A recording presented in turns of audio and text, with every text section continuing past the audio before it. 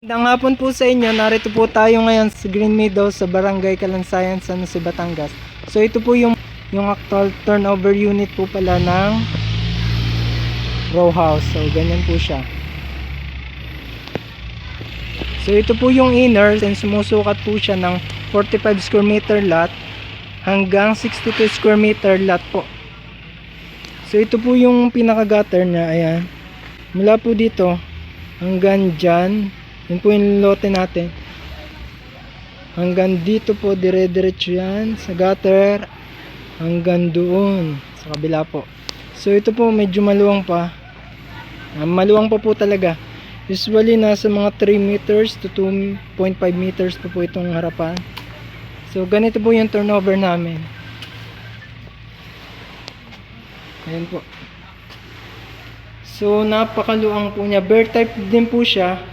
Ang kagandahan po ng bear type, may freedom po tayo makapag-decide kung anong design ang pwede nating ayusin sa loob.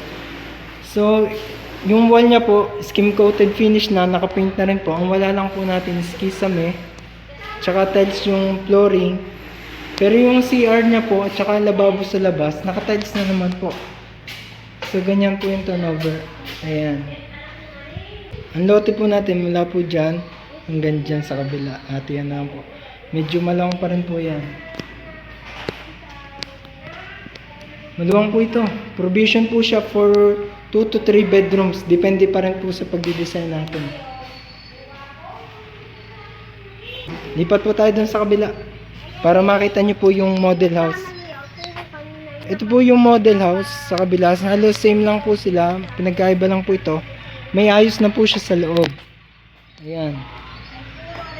So ito po, kaya po siya kami may model house para mabigyan po tayo ng idea kung anong itsura ng bahay na kukuhanin natin pagka naayusan na. Kung wala po tayong idea kung paano siya ayusan, so ito po yung model house para magka-idea po tayo.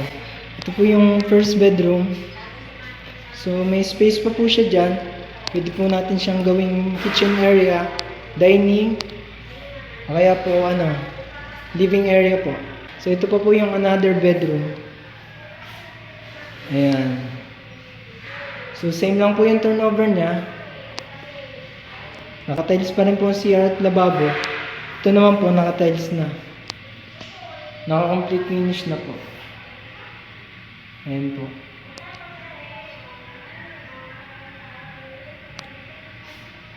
Ang luwang. Ang luwang po ng loob niya.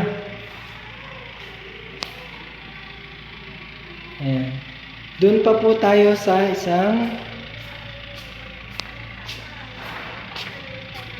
model house. Ayan. Ito po yung pangalawa natin model. Ayan po siya. Ito naman po design niya dito. Diniretso niya po itong partition dito. So mas maluwang po itong kwarto. Ayan, ang luwag po. 1 bedroom. Ito po yung pangalawang bedroom. So, luwag. Luwag po nito. Ang lote po natin hanggang dyan pa. Ayan.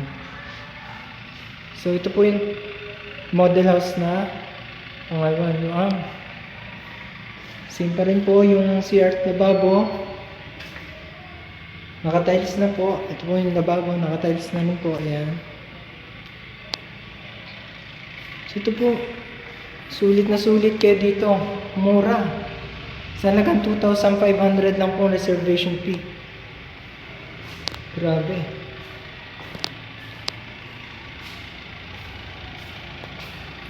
So monthly lang niya po. Pagka minimum wage earner po tayo, nasa 2,444 lang po.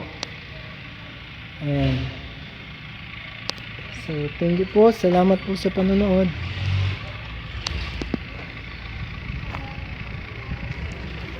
Ito po yung mga model house namin dito. Ayan. Salamat po. Salamat po sa panonood.